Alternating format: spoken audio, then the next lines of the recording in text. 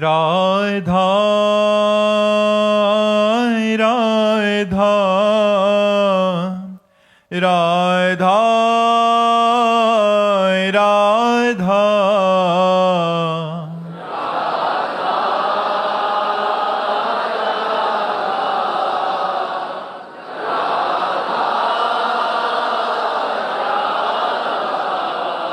हाय राधा राधा राधा राधा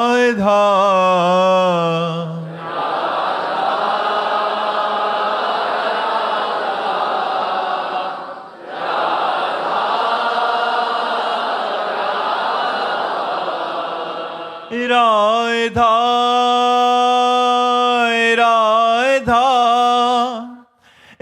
राधा राधा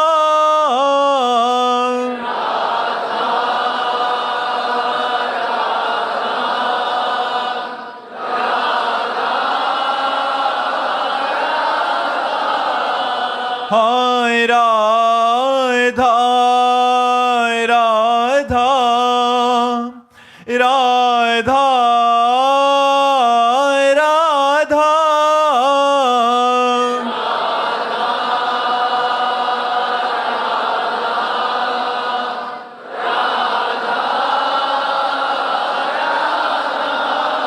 हाय राधा राधा राधा राधा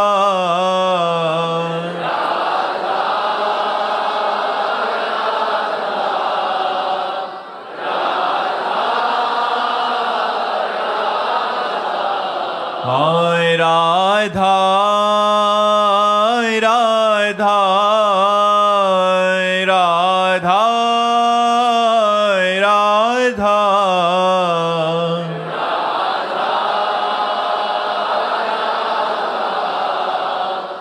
राधा राधा श्री राधा वल्लभ लाल की, समस्त संत हरि भक्तन की, श्री वृंदावन धाम की, सतगुरुदेव भगवान की। शुभम जी हरियाणा से। राधे राधे महाराज जी। महाराज जी, प्रेम प्राप्ति में सबसे बड़ा बाधक क्या है? काम। काम कामना वासना मनते करी अति दूरी। सबसे ज्यादा भगवत प्रेम मार्ग में बाधक है काम। ये बहुत बड़ा शत्रु है।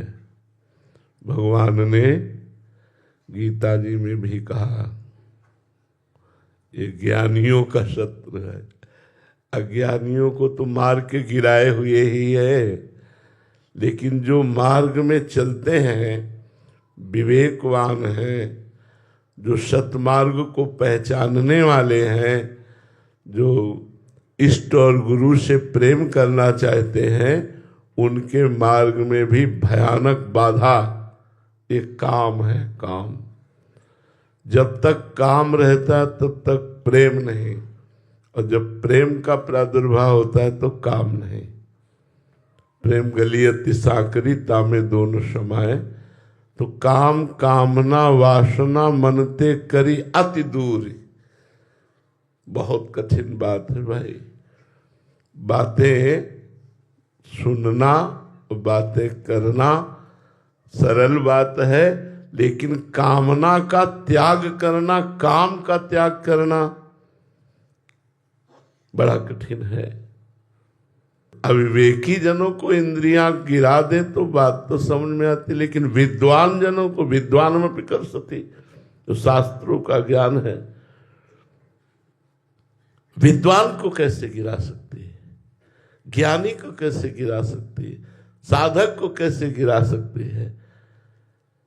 ये बड़े आश्चर्य की बात है कि जिसे हम बाधक समझ करके चलते हैं, उसी को हम सुख मान करके फिर स्वीकार करके भ्रष्ट हो जाते हैं। ये बड़ी ऊंचाई तक की बात है, बड़ी ऊंचाई। इतना प्रबल माया का आकर्षण है, इतना प्रबल आकर्षण है कि बड़े बड़े ज्ञानी, जो ज्ञानिन कर चित अपरही बरियाई विमोह बस करे।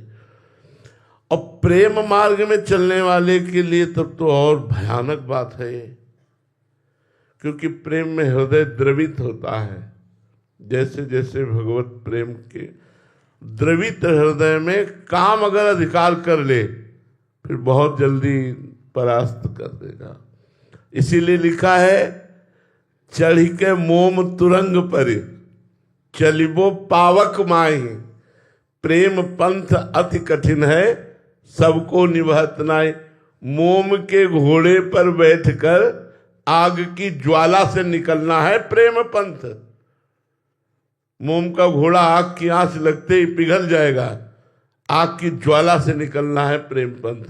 अर्थात समस्त कामनाओं का जो हृदय में आकर्षण है, उनका त्याग करके निष्काम हो करके ही प्रेम मार्ग में चला जाता है। काम बहुत बलवान है और ये 50 वर्ष साधना करने पर ये चिंगारी तो हो जाता है, लेकिन मिटता नहीं है। जहां चिंगारी को फूस मिली तो ज्वाला बनने में देर नहीं लगती।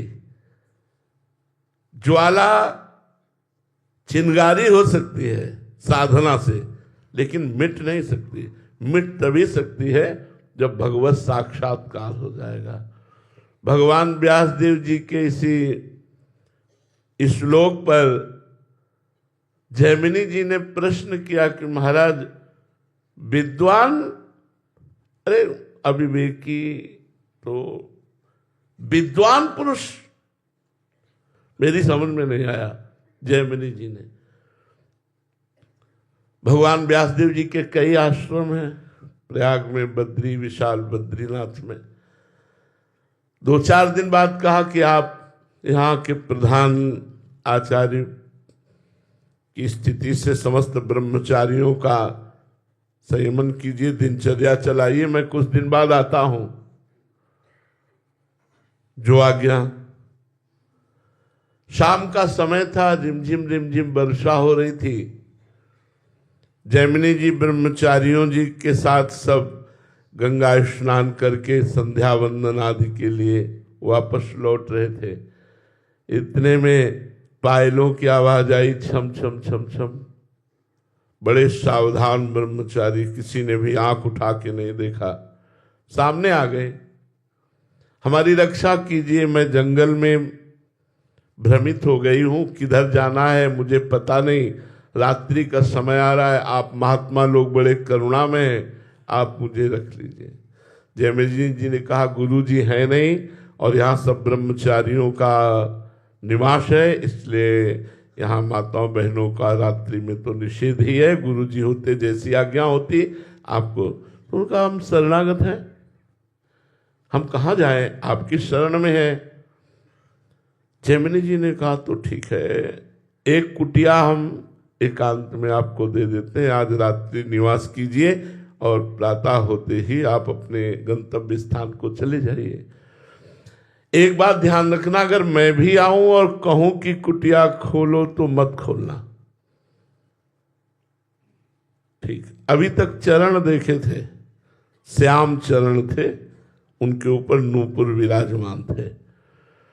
अब जब गए और गुरुदेव की वंदना करके जे भी ध्यानस्थ हुए तो वही श्याम चरण नूपुर सहित दिखाई दिए।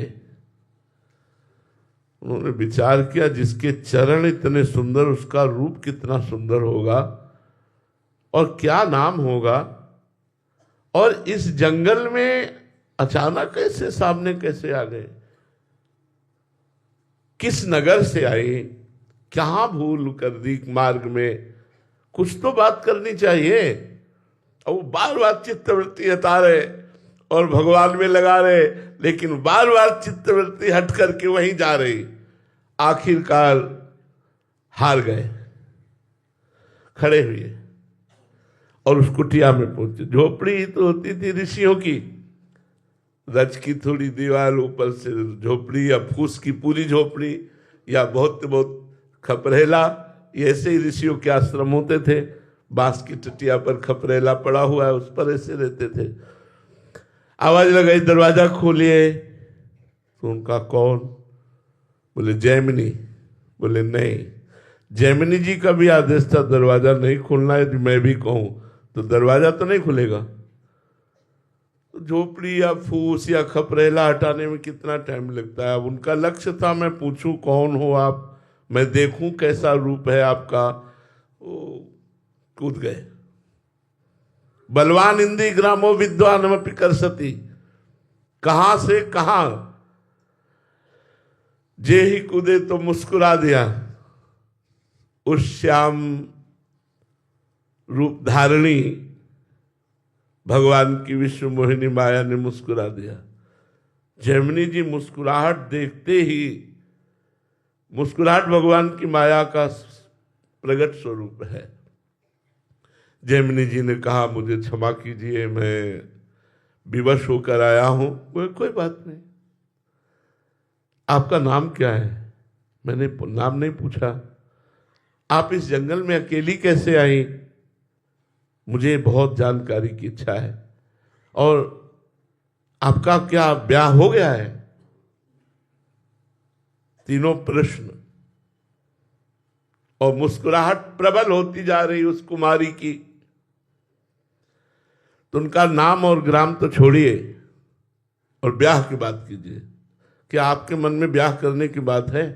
बोले यदि नहीं हुआ हो तो हम तैयार हैं। तो बोले अपना मुंह काला कीजिए और मुझे पीठ पे बैठा लिए और नदी के किनारे जो देवालय है वहां तक ले चलिए, फिर मैं आपको उत्तर देती हूं। रात्रि का समय उन्होंने, और जब वहां गए तो कुमारी नहीं, गुरुदेव भगवान व्यास देव जी थे। स्वयं भगवान व्यास देव जी इस प्रश्न का उत्तर देने के लिए बलवान इंद्री ग्रामो विद्वानमपि करसति। ये काम इतना प्रबल देवता है, इतना बलवान देवता है कि भगवान शंकर की भी समाधि भंग कर दी।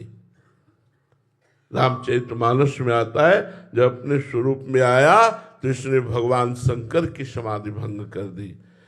अगर इससे बच जाए या इससे निकल पावे, दोनों बातें, बच जाए मतलब संसर्ग ही ना होने पावे, यदि संसर्ग हो गया तो इसे पंख कहते हैं। पंख माने दलदल, फिर निकल जाए इस दलदल से तो भगवान से प्रेम हो जाए। नहीं तो भगवान से प्रेम करना बहुत कठिन है। ये काम ही ऐसा प्रबल शत्रु है जो भगवान से प्रेम नहीं होने देता, भगवान से अपनापन नहीं होने देता। अगर कोई भगवान का नाम जप करके, भगवान के चरणों का आश्रय लेकर, भक्तों के संग के प्रभाव से इस काम पर विजय प्राप्त कर ले तो प्रेम हो जाए, नहीं तो प्रेम नहीं हो सकता। सदगति की बात तो हम कहते हैं कि सदगति तो चाहे जैसा भी जीव हो भगवान की शरण में आवे, मंगल और सदगति। लेकिन भगवान से प्रेम सकल कामनाहीन जे राम भगति रसलीन। प्रेम तभी होता है जब कामना नहीं होती। काम कामना वासना मनते करियर। जब हृदय में भगवत प्रेम की एक द्रवण क्रिया होती है, वह उस समय हृदय को संभालना बड़ा कठिन होता है, वो कहीं ना कहीं फंस जाता है, किसी न किसी रूप में फंस जाता। जब फंसा तो द्रवित हृदय से फंसा तो जन्म का जन्म निकल जाता है, वो निकल नहीं पाता है। इसलिए जिनको भगवत प्रेम प्राप्त करना हो तो इस काम रूपी शत्रु से बचे। काम से बच गए तो राम मिले मिलाए। जहां काम तहां राम नहीं, जहां राम नहीं काम। जैसे सूर्य और रात्रि एक जगह नहीं ठीक सकती कि सूर्य है तो रात्रि फिर नहीं, रात्रि है तो सूर्य नहीं। ऐसे ही काम है तो राम भगवान अंतर ध्यान रहेंगे और राम भगवान प्रकट हैं तो काम भगवान अंतर ध्यान रहेंगे, उनका प्रभाव नहीं पड़ेगा। इसलिए उपासक को चाहिए काम विजयी बनने की कोशिश करे भगवान के नाम जप से, भगवान के चरण शरण के प्रताप से। नहीं तो मन अतृप्त ही बना रहता है भोगों के प्रति। ज्ञान की बातें होंगी, भक्ति के कुछ आचरण भी होंगे, लेकिन काम लीला से पूर्ण निवृत्ति नहीं होगी। अंदर बैठे हो सब देख ले हो, काम लीला से पूर्ण निवृत्ति नहीं होगी, इसीलिए भगवत प्रेम नहीं है। नहीं, सहज में भगवत प्रेम हो जाए यदि काम का त्याग हो जाए। बहुत कठिन है ये बात, बहुत कठिन है ये बात। सब कुछ छोड़ दिया, खान पान और कपड़ा लत्ता सब कष्ट सह लिए, लेकिन इस मन की मार को सह पाना बहुत कठिन। बड़े बड़े टूट गए, ऋषि मुनि टूट गए, इसी बात पर टूट गए। जो यहाँ टूटे ना, जीत जाए, वो महापुरुष, वो भगवान का प्रेमी, वो भगवान का निजजन। इसलिए कोशिश करो भगवान के नाम जप से, भगवान के चरणों के आश्रय से, भक्तों के चरित्रों से, कि हम अधर्म में पहले काम से विजय प्राप्त करें, फिर धर्म में काम से भी। लोक धर्म का त्याग करके परम भागवत धर्म और भगवत धर्मों जीत के निज प्रेमा ठहरंत, फिर प्रेम में स्थिति हो। तो सबसे ज्यादा बाधक भाव काम है, काम पर विजय प्राप्त कर ले तो प्रेम प्राप्त हो जाए। अरे जी बहुत बड़ा युद्ध है दोनों अरे के बीच में। बता रहे, चिंगारी रहती है, चिंगारी रहती है, ज्वाला बनने में देर नहीं लगती। कभी भी ये कोई अहंकार न कर ले कि मैं काम विजयी हूं। भगवान की कृपा से, भगवान के भक्तों की कृपा से इस रोग पर, इस दोष पर विजय प्राप्त की जाती है, पर सदैव डरते रहा जाता है, सदैव डरते रहा जाता है। देवर्षि नारद जी जैसे परमहंस महापुरुष भी इससे, तो इसलिए एक प्रेम में, इसीलिए भगवत प्रेम नहीं हो रहा। आप देख लो, साधनाएं कौन नहीं कर रहा, सब छोटी मोटी सब साधनाएं कर रहे हैं, लेकिन भगवत प्रेम, प्रेम इसीलिए नहीं हो रहा क्योंकि काम बाधक है। काम कामना वासना ये मन ते करियति दूर, तभी प्रेम प्रकट होगा। वो बहुत कठिन है, बहुत कठिन है। कई लोग तो पाखंड को इतना गले लगा लेते हैं कि इसी को प्रेम कहने लगते हैं, काम क्रीड़ा को ही प्रेम कहने लगते हैं, व्यभिचार को ही प्रेम संज्ञा दे देते हैं और पूरा जीवन पाखंड में व्यतीत कर देते हैं, और प्रेम की कहीं एक बूंद भी छीट नहीं पड़ती, पूरा जीवन व्यर्थ चला जाता है। तो भगवान की कृपा से काम पर विजय प्राप्त करे तो भगवत प्रेम हो। उमंग जी दिल्ली से, राधे राधे महाराज जी।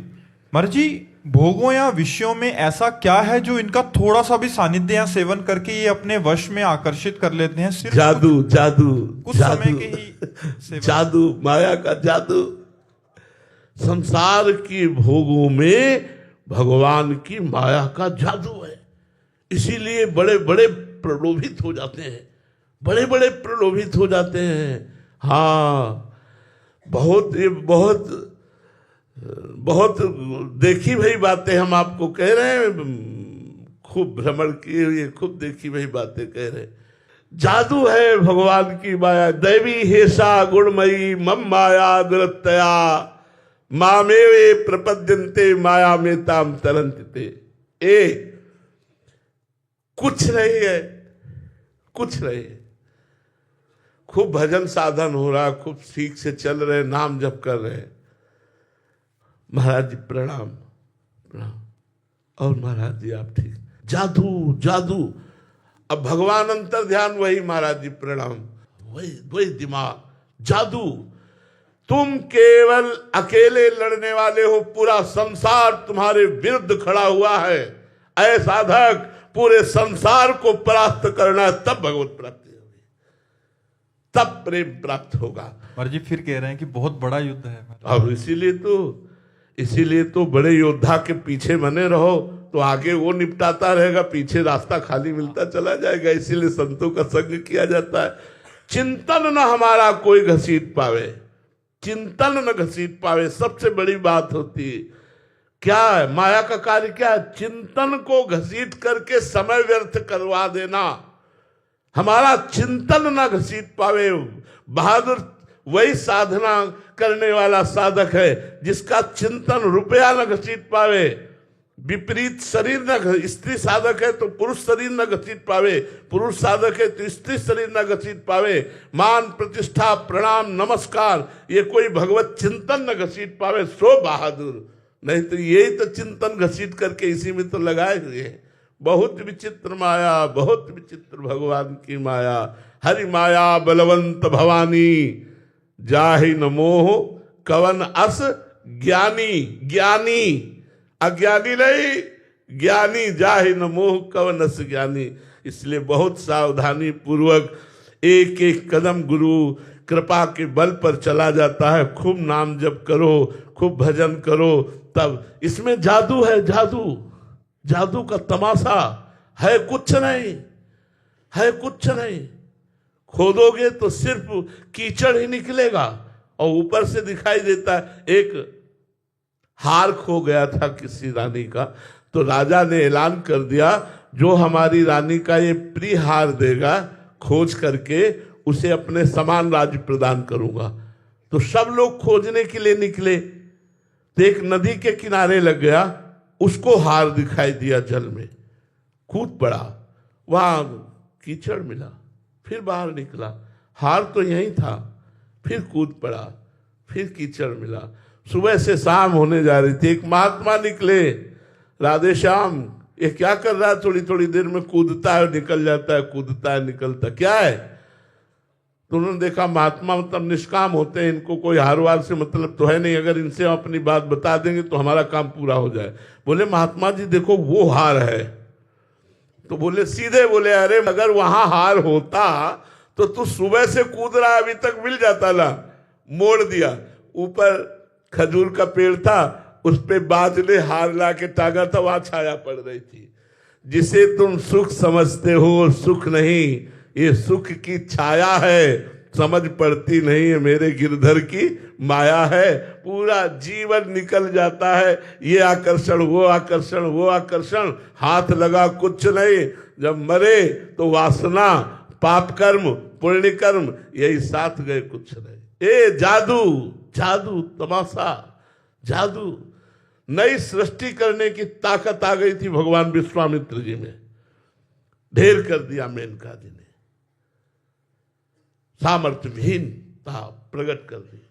कौन कौन ऐसे ये भगवान की माया में जादू। ये बातें बना लेना अलग बात है भाई, प्रवचन कर लेना अलग बात है, माया पर विजय प्राप्त करना अलग बात है।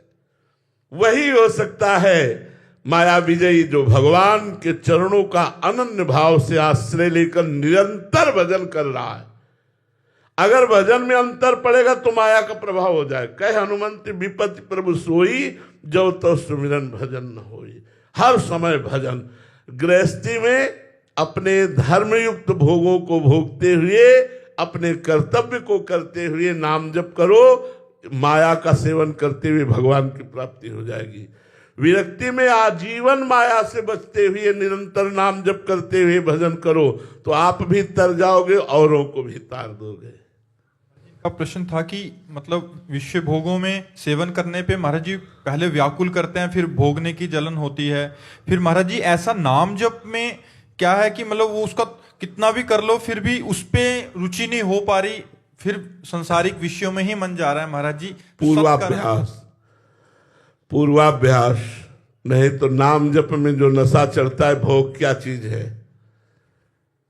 भोग क्या चीज। अभी एक सीमा है, अभी आप भोगों की सीमा के अंतर्गत है, अभी नाम जप का स्वाद नहीं आया, अभी नाम जप के द्वारा सर्व पाप नष्ट नहीं हुए, अभी नाम जप वो सीमा पार नहीं की भोगों वाली। भोगों वाली सीमा नाम जप करते हुए पार कीजिए, फिर देखिए ब्रह्मा के भी भोग नहीं आकर्षित कर सकते, मर्त्य लोक के भोगों की तो बात जाने दो। जिस समय नाम भगवान चलते हैं वो अपार सुख प्राप्त होता है, ये सारे सुख रखे के रखे रह जाते हैं। रघुनाथ दास गोस्वामी जी चरित्र पढ़ करके देखो, सुंदर नववधू, पिता का खूब राज वैभव, सब भोग सामग्री, भाग करके जगन्नाथ जी के दरवाजे में एक मुट्ठी जो चावल महाप्रसाद मिलता उससे भी हट गए, अन्य क्षेत्र में थोड़ा उससे भी हट गए, जो रात में फेंक दिया जाता था महाप्रसाद वो उठा करके जल से धोकर उसको पाकर हरे कृष्ण कृष्ण कृष्ण। नाम में जो सुख है वो भोग भोग, अभी नाम जब सही हुआ नहीं तो भोग तो अपने आप, जैसे बमन को कोई खाना नहीं चाहेगा ऐसे भोगों की तरफ भजन करने वालों का मन नहीं जाता। रमा विलास राम अनुरागी तजत बमन जिमि जन बड़ भागी। अभी भजन नहीं वो हो रहा है जो होना चाहिए। डट के भजन करो, वासनाएं भस्म हो, फिर देखो संसार के भोग रखे रहे तो कोई फर्क नहीं पड़ता, पास बने रहे तो कोई फर्क नहीं पड़ता। अभी वासना भस्म नहीं हुई। देखो लकड़ी पेड़ से हटाकर जब उसे कुछ दिन सुखाई जाती है और फिर आग में डाली जाती है तो सहज में जल जाती है। ऐसे विषयों से मन को हटाकर वैरागी बनाओ। कुछ दिन विषय मत दो, उसे सूखने दो और फिर नाम जब की आग लगा अपने आप चल जाएगा। अब बार बार उसी पानी में डुबोते रहो फिर आग दिखाते रहो तो बात क्या है। बार बार विषय भोगते रहते हैं हम और मन को चाहते हैं बैरागी बनाना, इसलिए नहीं बन पाता। थोड़े दिन इसे बैरागी रखो, कम से कम बिल्कुल विषय सेवन मत होने दो, सूखने दो इसे और फिर नाम जप करो। देखो भस्म हो जाता है कि नहीं वासनाएं। जो ही दुर्वासनाएं भस्म हुई हृदय रो पड़ता है भगवान के लिए, मन एकांत के लिए भागने लगता है। वैसे इतने लोग बैठे किन्हीं को तो अनुभव होगा। आप जब नाम जप नहीं करते थे तब आपकी स्थिति क्या थी, आज आप नाम जप कर रहे हैं तो आपकी स्थिति क्या है। जो अच्छा नाम जप कर रहे हैं उनका मन ये लगता है ना कभी कभी क्या सब छोड़ो, एकांत बैठो, केवल नाम जप करो, केवल नाम जप करो। ऐसा मन लगता है कि काश कभी भगवान हमको ऐसा भी समय दे कि हमसे कोई बोले ना, कोई देखे ना और मैं एकांत में खूब नाम जप करूं। अगर ऐसा नहीं होता तो अभी नाम जप का स्वाद नहीं आया। नाम जप करो फिर आप देखना ये भोग क्या आकर्षित कर सकते हैं। ये तो मायाकृत है। नाम तो सच्चिदानंद सुख प्रदान करने वाला है, पर एक सीमा है। कबड्डी की जैसे सीमा नहीं होती, उस पाला में गए तो अपनी सीमा में आने के लिए आपको दम नहीं टूटनी चाहिए। राधे श्याम राधे श्याम राधे श्याम राधे श्याम। काम क्रोध लोभ पकड़ेंगे, घसीट के अपने पाला पे ले आओ तो जीत जाओगे, अगर दम टूट गई तो आउट हो जाओगे। और प्रायः दम टूट ही जाती है। जहां माया के काम क्रोध ने दबाया तो भगवान का विस्मरण हो गया और जीव फिर पतित हो जाता है। इसलिए अखंड स्मरण, संतों का संग, पवित्राचरण, अपने कर्तव्य का पालन, ये माया पर विजय प्राप्त करा दो। करना कौन चाहता है माया पर विजय? सब माया ही चाहते हैं। माया से दूर भागना कौन चाहता है? कौन भागना चाहता है? उपदेश देकर माया चाहते हैं, बैरागी वेश बनाकर माया से भागना कौन चाहता है? सब माया को गले लपेटना चाहते हैं। कोई बिरला भगवत प्रेमी जो माया को मां समझकर उसे प्रणाम करके कि अब मुझे भगवत प्रेम मार्ग में जाना है, भोगों का त्याग करके भगवान की तरफ बढ़ता है। बड़ा कठिन मार्ग है। विनीत शुक्ला जी काशी से। राधे राधे महाराज जी। महाराज जी साधन मार्ग में दो प्रकार के उपासक देखे गए हैं, एक जो साधना करके मोक्ष प्राप्त करना चाहता है, दूसरा भगवान का प्रेम। महाराज जी साधन पथ का वास्तविक आनंद तो भगवान के मिलन और प्रेम में ही है, ऐसे में कोई साधक मोक्ष क्यों चाहता है? मोक्ष तो दंड के समान प्रतीत होता है, जिससे प्रेमियों को सबको नहीं। अभी आप जब जेल में आदमी हो और उसे जेल से मुक्त कर दिया जाए, जाओ तुम खुला, कैसा लगेगा? बाहर आकर के एकदम जब खुली हवा में ऐसे एकदम मस्त हो जाएगा कि नहीं? जब काम क्रोध लोभ मोह मद मत्सर जन्म मरण दुख सुख चिंता भय शोक लाभ हानि निंदा स्तुति मान अपमान सबसे मुक्त हो गया, वो कितने आनंद में होगा? अखंडानंद। लेकिन उस आनंद में भी जो लघुता पैदा कर दे उसे कहते हैं प्रेमानंद, भगवान का प्रेमानंद। वो कोई मोक्ष सुख साधारण सुख नहीं है, अरे अखंडानंद है। काशी में इसी की आराधना होती है, काशी में तो केवल इसी की आराधना होती है, मोक्ष सुख की आराधना होती। मुक्त हो जाऊं, तीनों देह से मुक्त हो जाऊं, त्रिगुण माया से मुक्त हो जाऊं, समस्त विकारों से मुक्त हो जाऊं, मुक्त पुरुष आनंद युक्त होता है, अखंडानंद होता है। लेकिन उस आनंद को भी लघु कर दे वो भगवान का प्रेमानंद होता है। जो भगवान से प्रेम करते हैं वो मोक्ष सुख भी नहीं चाहते हैं। पर मोक्ष सुख कोई छोटी मोटी बात नहीं है, बहुत बड़ी बात है। मोक्ष सुख बहुत बड़ी क्षमता है, बहुत बड़ी आध्यात्मिक ऊंचाई है, कोई साधारण बात नहीं। मोक्ष हो जाना बहुत ऊंचाई की बात है, और मोक्ष से भी ऊंची बात है प्रेम, भगवत प्रेम हो जाना। उद्धव जी परम मोक्ष को प्राप्त ज्ञानी महापुरुष हैं, तो समझते थे गोपियों के पास जाते हैं अभी अपना जादू चला देंगे ज्ञान का, लेकिन उनको क्या पता कि प्रेम का जादू ज्ञान के ऊपर चल जाता है। वो सोच रहे थे ज्ञान का जादू हम उनके ऊपर चला देंगे, और जब आए और आंसुओं को देखा और श्री कृष्ण प्रेम में मतवाली गोपी जनों की चरण रज में बैठे, और जब उनसे बात हुई तब उनको लगा ठगा गया, तब उनको लगा ठगा गया। आज तक श्री कृष्ण ने मुझे ठग लिया, जो श्री कृष्ण ने गोपियों को दिया वो मुझे क्यों नहीं दिया? श्री कृष्ण ने मुझे ठग लिया, श्री कृष्ण ने इनको निहाल किया।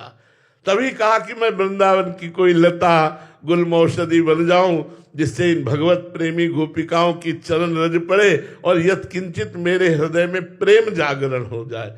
जब प्रेम का परिचय उद्धव को मिला तो लगा ठगा गया, ज्ञान और मोक्ष देकर ठगा गया। वास्तविक सुख तो प्रेम में है, वो गोपियों के पास आकर पता चला। जी कर्नल प्रताप सिंह जी रेवाड़ी से। जी राधे राधे महाराज जी। गुरुजी, हमें खुद को और दूसरों को माफ करने के बारे में कैसे नजरिया रखना चाहिए? खुद को माफ करना है या दूसरों को माफ करना? वैसे खुद को तो बहुत लोग ना माफ ही कर रहे हैं, खुद को तो सभी माफ कर रहे हैं, दूसरों को माफ करे तो बहादुरी की बात है। हमें लगता है खुद को माफ नहीं करना चाहिए और दूसरों को माफ कर देना चाहिए। छोटी सी छोटी गलती में अपने को शासन में लेना चाहिए, जिससे हम अधर्म आचरण से मुक्त हो जाएंगे। अगर हम अपने को माफ करते रहे, वैसे सभी अपने को माफ कर रहे हैं, देख लो सब अपने को ही माफ कर रहे हैं, दूसरे की जरा सी गलती में वो अंगुली उठा दी जाएगी। वो अपनी ढेर सारी गलतियां हैं, उनको चुपचाप गुप्त रख लिया, उनको माफ कर दिया, उनको क्षमा कर दिया। हमें लगता है परमार्थ का पथिक अपनी गलतियों को क्षमा नहीं करता, उसका प्रायश्चित करता है और दूसरों के बड़े से बड़े अपराध को क्षमा कर देता है। क्षमावान ही परमार्थ का पथिक है।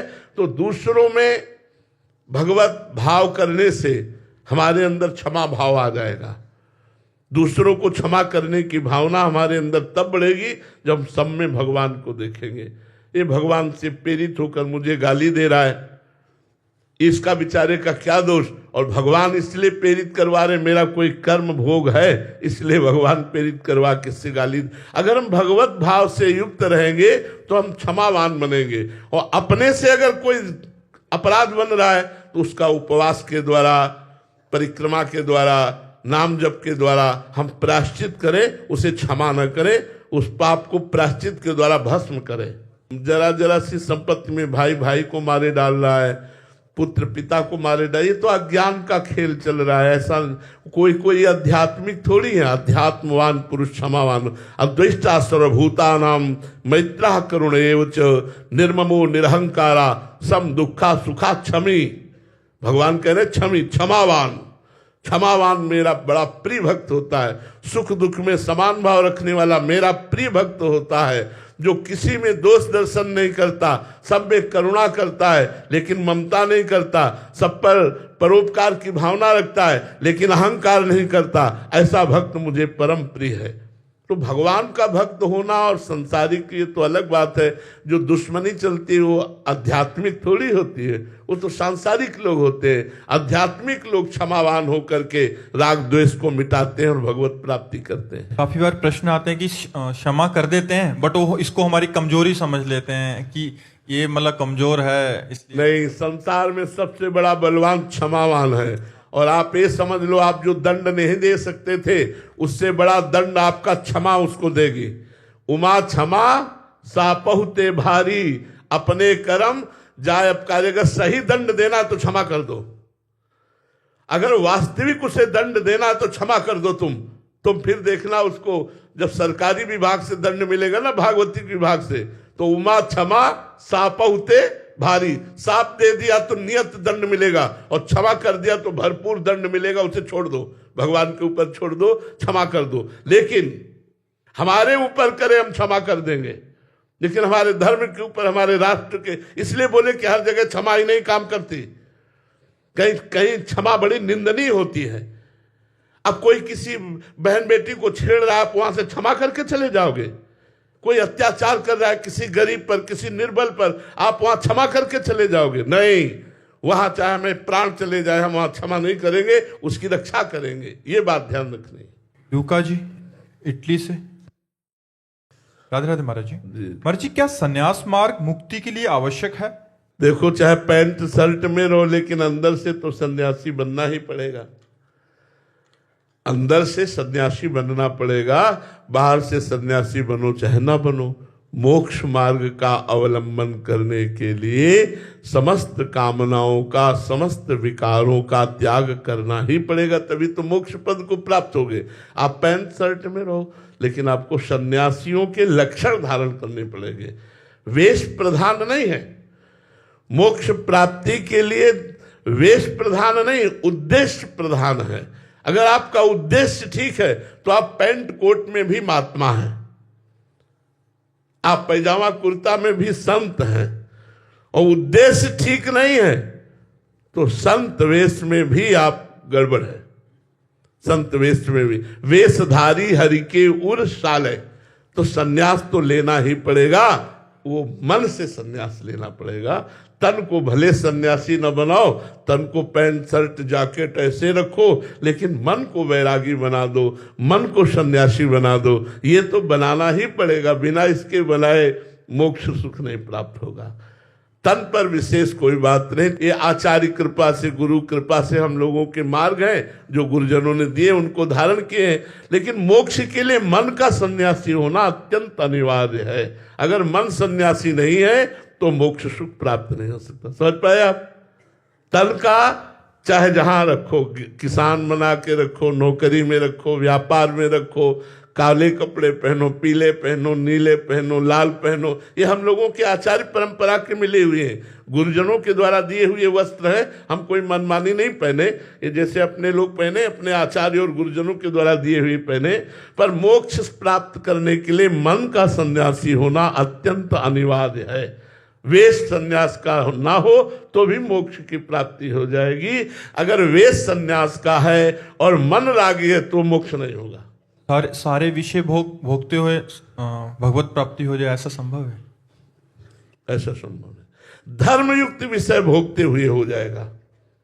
धर्मयुक्त, शास्त्र की आज्ञा का पालन करते हुए धर्मयुक्त विषय भोगते हुए भगवत प्राप्ति हो जाएगी। जैसे गृहस्थी में है, पहली बात, जो धन है उसमें प्रधानता धर्म की होनी चाहिए। लोग धन कमाने के लिए, हम धर्म के लिए धन कमाएं और धर्म से युक्त होकर धन कमाएं, क्योंकि हमारे परिवार का पोषण, हमारे समाज का पोषण ये हमारा धर्म है। इसलिए हम धन कमाएं, धर्म से धन और धन से धर्म की पूर्ति के लिए। अब हमारी अंदर काम वृत्ति है तो केवल अपनी पत्नी में, वो भी 1 महीने में एक, जैसा शास्त्र आदेश करता है, संतानोत्पत्ति की भावना के लिए लिखा हुआ है, व्यभिचार प्रवृत्ति के लिए लिखा हुआ नहीं है शास्त्राज्ञा में। और अपने पूरे परिवार को भगवान का स्वरूप समझते हुए संपूर्ण आचरण कृष्णार्पणम वस्तु करते हुए, नाम जप करते हुए, यदि गृहस्थी में उचित धर्म में नियम पूर्वक विषयों का सेवन किया जाए तो भगवत प्राप्ति हो जाएगी। ऐसा नहीं कि पशुवत आचरण करे, मन मानी खाए, खूब शराब पिए, मुर्गा खाए, व्यभिचार करे, बोले हम गृहस्थ हैं, नरक जाओगे, नरक की प्राप्ति होगी। अधर्माचरण करने वाले को नरक की प्राप्ति होती है। श्री राधा वल्लभ लाल की।